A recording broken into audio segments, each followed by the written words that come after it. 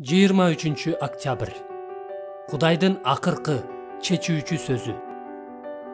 Буга чейин ата-бабаларыбызга пайгамбарлар аркылуу ар кандай жолдор менен сүйлөп келген Кудай акыркы күндөрдө бизге уулу аркылуу сүйлөдү. Еврейлер 1-бөлүм 1-2 аяттар. Акыркы күндөр Кудай уулунун бул дүйнөгө келиши менен башталат. Кудай акыркы күндөрдө бизге уулу аркылуу сүйлөдү. Машаяк келгенден бери биз акыркы күндөрдө, мындайча айтканда, бизге белгилүү болгон Кудайдын падышачылыгы толугу менен жана биротоло орнотулганга чейинки тарыхтын акыркы күндөрүндө жашап жатабыз. Еврейлерге жазылган каттын авторунун айтайын деген ою төмөнкүдөй. Кудай уулу аркылуу сүйлөгөн сөзүн чечүүчү сөз кылып бекитти.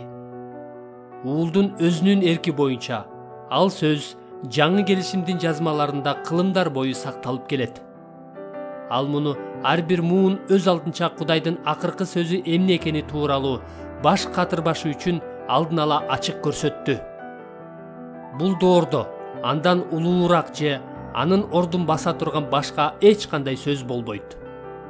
Кудайдын сөзү ушул Исанын өзү, Исанын окутуусу жана Исанын иштери тууралуу Кудайдын шыктандыруусу менен элчилер тарабынан жазылган жазмалар. Биз аларды жаңы келишим деп атайбыз.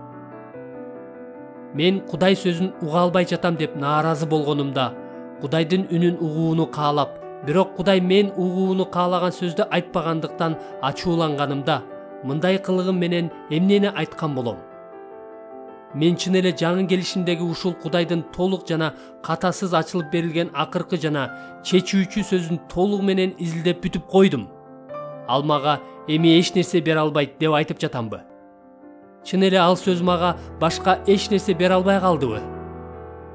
Чын эле ал сөз менин жан дүйнөмө толугу менен сиңип, менин мүнөзүм менен жашоомду калыптандырган, мага өмүр берген жана жол көрсөткөн сөз болуп калдыбы?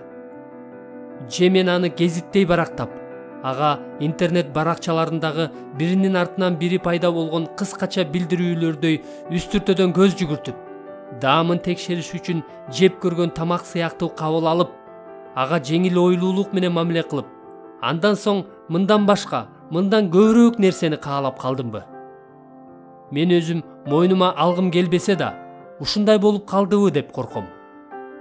Кудай бизди өзүнүн акыркы чечүүчү түгөнбөгөн сөзүн угууга чакырат жана жан дүйнөбүзгө толук сиңгенге чейин анын үстүнөн ой жүгүртүшүбүздү, окуп үйрөнүшүбүздү, жатташыбызды, аны колубуздан түшүрбөшүбүздү каалайт.